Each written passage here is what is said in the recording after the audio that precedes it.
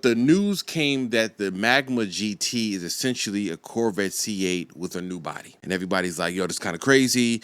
They didn't bring out a brand new car. It was a Corvette. It was a C8. They just put a fresh body on it. And I'm like, hey, yo, that's not a bad idea. That's not a bad idea. I was kind of like, you know what? I'm not knocking that.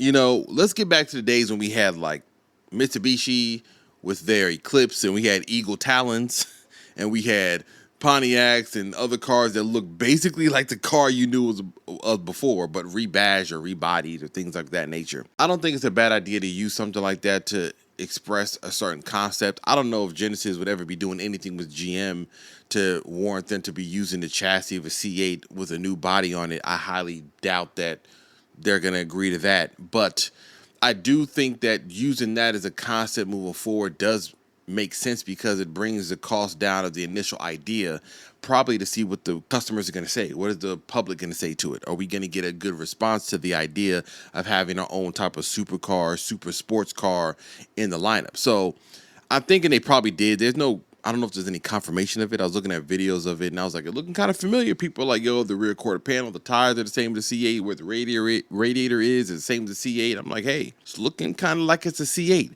But I don't think that's a bad idea. I don't think it's a problem. I kind of think like, hey, if it gets you out the door to show people what you're working on or what you're doing, they do have motors and engines they can stick inside of this, plenty of them. If you ask me, I wouldn't be surprised if they brought this out and it was an EV, just for the nature of ease of packaging, ease of development. Like I said, to make a very good motor for a sports car or a supercar is not easy. Not an easy task. Genesis has never done anything like that. They would essentially still have to borrow the motor from somebody or pull it from one of their other cars. But even if they have like a V6 twin turbo and a GV70, that is not the same as putting it inside of a low-sitting supercar-ish style car that they need to have the driving dynamics to warrant the price tag and the look. It's not that easy. So the Magma GT may just very well be a Corvette C8 under the skin, but it still looks dope.